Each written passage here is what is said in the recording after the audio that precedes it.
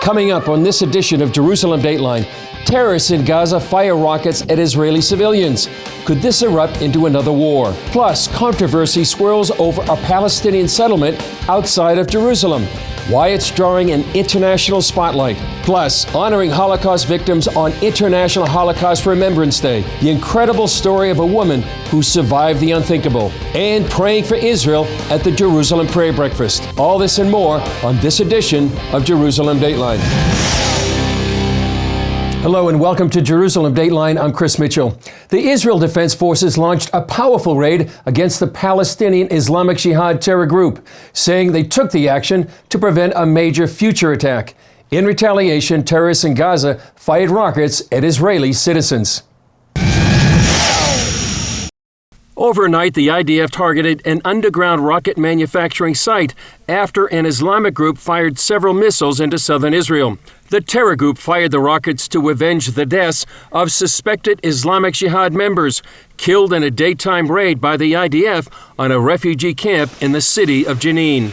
A military spokesman said the raid stopped an imminent terror attack, described as a ticking time bomb. 9 Palestinians died in the raid, most of them suspected terrorists, along with a 6-year-old woman. The IDF said it was investigating the woman's death. The Palestinian Authority declared 3 days of mourning, said it would cut off security cooperation with Israel in Palestinian cities and villages, and plans to go to the UN. We will go to the Security Council to implement the International Protection Resolution for the Palestinian people under Chapter 7 and to stop unilateral measures. Israel's police chief and the Minister of National Security praised the soldiers for protecting Israeli civilians. Israeli Defense Minister Yoav Gallant said the state of Israel will continue to operate in any place and at any time against anyone who aims to harm the citizens of Israel. Israeli security forces are now on high alert throughout Judea and Samaria, also known as the West Bank. A State Department spokesman said the U.S. recognizes the security challenges facing Israel, but is deeply concerned about the escalating violence. The clashes come just days before U.S. Secretary of State Antony Blinken is due to arrive for talks with Israeli and Palestinian leaders. Knesset members and Prime Minister Netanyahu's own party are pushing the government to evacuate a Palestinian Bedouin settlement from Israeli-controlled territory.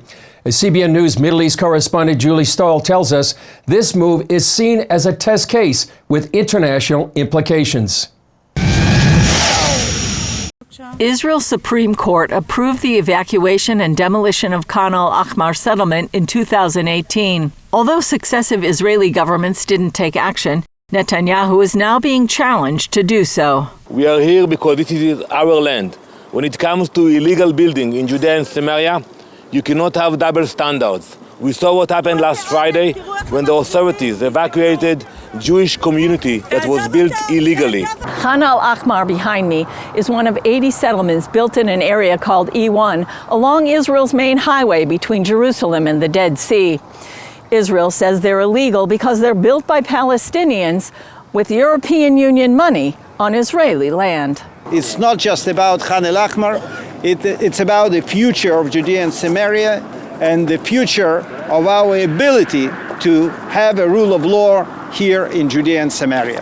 Likud Knesset members Danny Danon and Yuli Edelstein visited E1 overlooking Khan al-Ahmar. They hope Netanyahu will evacuate it, setting a precedent for the removal of dozens of other illegal Palestinian settlements in biblical Judea and Samaria. Strategically, this area is very important and sensitive. For us, it is the bridge between Jerusalem to the Dead Sea. That's why the Palestinian Authority is putting so much energy, so much money. The 1993 Oslo Accords designate areas in the West Bank called A and B under some degree of Palestinian control. Khan al-Ahmar is in Area C under complete Israeli control.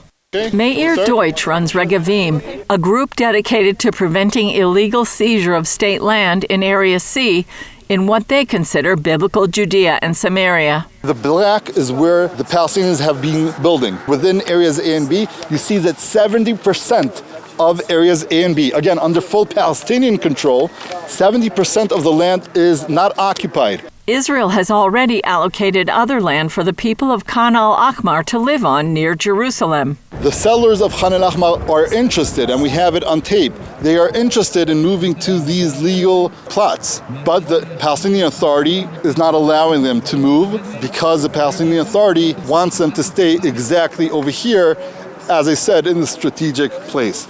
Palestinian protesters told journalists otherwise. Why to move? This is the land for me as an indigenous Palestinian. By taking this area, this land here, they just cut off the West Bank with the south from the north. This is part of the plans destroying any possibility for Palestinian state. So this is a Palestinian land. Israel is dealing with it as an Israeli land.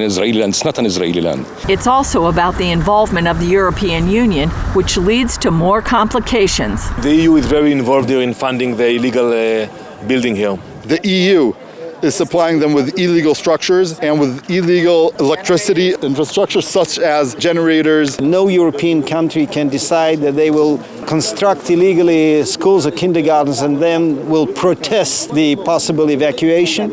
And as outside influence into the battle over the land of Israel continues, so do the internal struggles in Netanyahu's government. Julie Stahl, CBN News, overlooking Khan al-Ahmar in the hills of Judea. Recently, a bipartisan delegation of 7 U.S. senators traveled to the member countries of the Abraham Accords to express American support for dialogue and cooperation between Israel, Morocco, Bahrain, and the UAE. Abraham Accords are historic in many ways. As I say to some folks, decades from now, we'll look back on this time period and see a real shift that happened for the Middle East around the Abraham Accords. The reason that we planned this trip to be able to be with the key leaders in all 4 of these nations was to reaffirm America's commitment to the region, to have frank conversations about what's working, what's not working with the Abraham Accords, and to be able to ask about what other countries can join in next, and to see what we can do to continue to expand this. Up next, remembering the Holocaust. See one woman's fierce story of survival in the face of Nazi brutality. Hanna Malka was 16 years old in March 1939 when the Nazis rolled into Czechoslovakia and took over her country in one night. CBN Middle East correspondent Julie Stahl shows us how she survived the ghetto, Auschwitz, and forced labor in Germany. Czechoslovakia was an exemplary democracy in Europe, and the Czechs never thought Adolf Hitler would make a move to invade it. But on March 16, 1939, the Czechs awoke to a new reality. I opened the radio and heard the president say, "Be all of you quiet, don't fight, don't do anything. The Germans occupied Czechoslovakia." For teenager Hanna Malka and others like her, life wouldn't be the same. For the Jews, everything changed. First of all, I couldn't go anymore to school. Then I couldn't speak with my friends, and I was, at my age, the only Jewish girl. Hanna shared her story with journalists through a social initiative called Zikaron Basalan, Living Room Remembrance. Founded 11 years ago in Israel, it's now in 65 countries, touching some 2 million people. It aims to connect Holocaust survivors with young people. Then we had to give half of our flat to a Jewish family because the Germans needed flats for the German. After that we had to go to a small village, and it was very lonely and very, very bad, so my mother sent me to Prague. In the Czech capital's Jewish quarter, life continued for 2.5 years. Then, in November 1941, Adolf Hitler said he was giving the Jews a city and began transporting them to the Theresienstadt ghetto. I was living in a flat of Czech family, so we were about 70 people in a 2-room flat with one WC and with one place to wash themselves. For people of our age, it was actually, we could manage. We made each other and speak with each other. I had always the feeling that everyone there wanted to give the best of himself so that to make other people a little more happy. Hitler used Theresienstadt for propaganda to deceive the world about what his true intentions were for the Jewish people. The children even put on an opera called Brundibar. And it said that Burundi Bar was a bad man who wanted to do bad to them and wanted to send them somewhere, but they were fighting against him, and in the end they succeeded to be the winners. Older people were deceived into paying money to go to Theresienstadt, thinking they were getting special treatment. 50 people died every day. And all the time, the Nazis were transporting people to Auschwitz in Poland. Eventually, Hannah and the other children were also loaded on a dark cattle car and forced to travel for days without food or water. The notorious Dr. Joseph Mengele was among those greeting them upon their arrival. He chose 200 girls, including Hannah, to be used as laborers and sent everyone else to the gas chambers. We had to put down everything we wore. We were naked, and they took our hair, not only from the head, but from the body. Everyone got a dress, mostly a summer dress, and we asked where are all the other 1,500 people. And they told us, look to the sky and you see the smoke. These are the 1,500 people. Hannah and the 200 girls were then sent to Germany, and she spent the rest of the war as a maid or working in a factory for the Germans. According to Hannah, they always tried to guard their humanity. We wanted to stay people all the time. Maybe we didn't see like people, but we felt like people. As Germany began to fall, Hannah's life was once again in danger. They wanted to send us somewhere where they could finish us because they didn't want that the Allies should see what they made from us. But because of all these bombardments, they couldn't do it. After the war, Hannah returned to Prague, riding halfway on a Russian tank, and life began to return to normal. And then I didn't want to stay. The Russians came to Czechoslovakia. They were two people. They were the Russians and the Americans. And the Americans were good, but the Russians, not so much to speak about it. In 1946, Hannah came to pre-state Israel. Like many survivors, she didn't share her story for years. Hannah's granddaughter, Ya'ara Malka, who joins her at events, was a teenager when she first heard her grandmother's story. But the first time that I realized all the story is when I go with her to Germany. She taught in the schools, and then I got all the picture and understand everything. Hannah, who will soon be 100 years old, has 2 children, 5 grandchildren, and 2 great-grandchildren. After all she went through, she says she wants people to remember, no matter how bad a situation is, there's something or someone good to be found. Julie Stahl, CBN News, Tel Aviv, Israel. Coming up, a prayer for the peace of Jerusalem, the event that brings Christians and Jews together just as the Bible commands. The Jerusalem Prayer Breakfast is a prayer movement initiated and chaired by former Knesset member Robert Ilitov and co-chaired by former U.S. Congresswoman Michelle Bachmann. Each year it brings together government leaders and Christian leaders for a gathering in Israel's capital city to pray for the peace of Jerusalem. Since its beginnings, the prayer breakfast has now gone to the nations around the world. I talked with its director, Albert Wexler, about the impact of the prayer breakfast and where it's coming next. Albert Wexler, director of the Jerusalem Prayer Breakfast. Great to be with you here in Jerusalem Dateline. Thank you for having me. You were there at the beginning of how this all began, and how far has it grown since the time? Well, Jerusalem Prayer Breakfast started with Robert Ilitov, as he was the chairman of the Christian Allies Caucus in 2016, asking for my help. And I gave him the idea of bringing the Jews and Christians together to pray for the peace of Jerusalem. At first he thought I'm out of my mind, but then Reuven Rivlin, then president, endorsed it and loved it. So you remember, we came to president's residence, and he received us with open arms and said that he had been longing for the prayers of the Christians. Now we've had 16 prayer breakfasts in addition to the 6 we've had in Jerusalem, the annual ones here.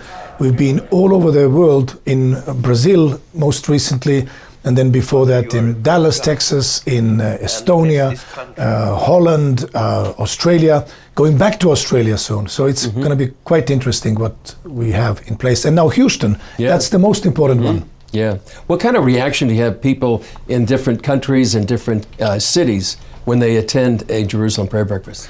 I think they love it. They love the idea that the Israeli government has issued a call to pray for the peace of Jerusalem, that we have people from the cabinet and the people from Knesset come and encourage the Christian friends of Israel to pray for the peace of Jerusalem. I think there is also a challenge because I think many people, many nations, they want to see their countries stand together with Israel.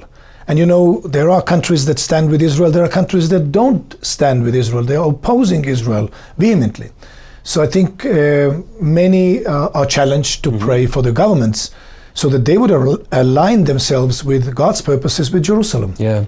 You talked about Houston. Tell us about what's coming up. Houston, we will have a great event in the Westin Hotel in Galleria. We have the mayor of Houston welcoming us.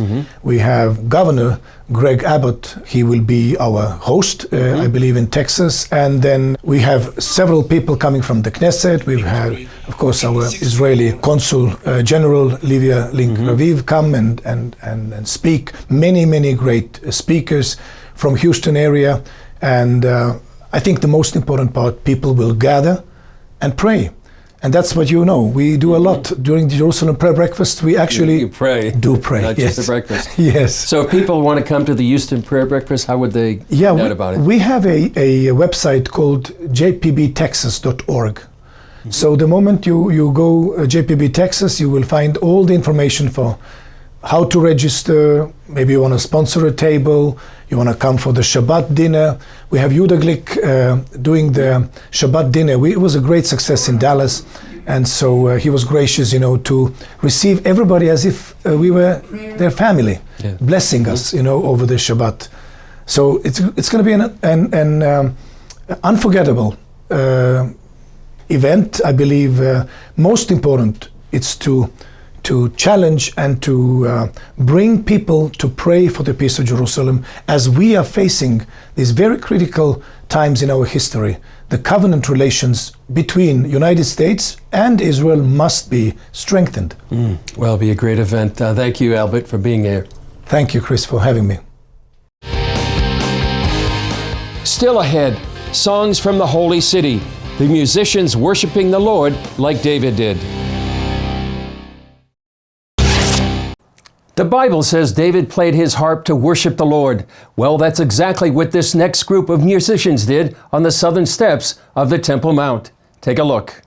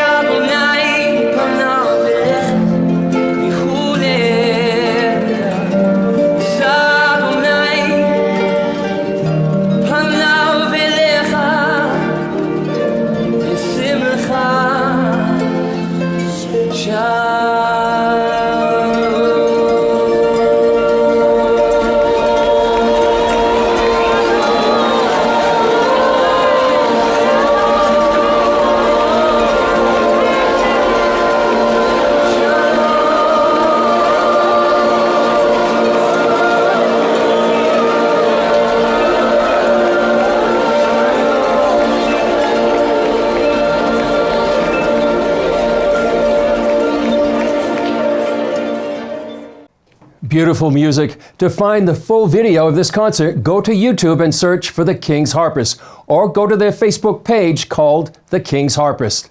Well, that's all for this edition of Jerusalem Dateline. Thanks for joining us.